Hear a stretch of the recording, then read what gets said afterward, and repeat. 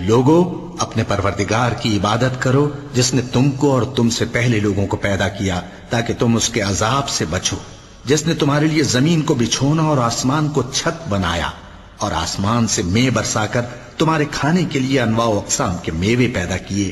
پس کسی کو اللہ کا ہمسر نہ بناؤ اور تم جانتے تو ہو۔ اور اگر تم کو اس کتاب میں جو ہم نے اپنے بندے پر نازل فرمائی ہے کچھ شک ہو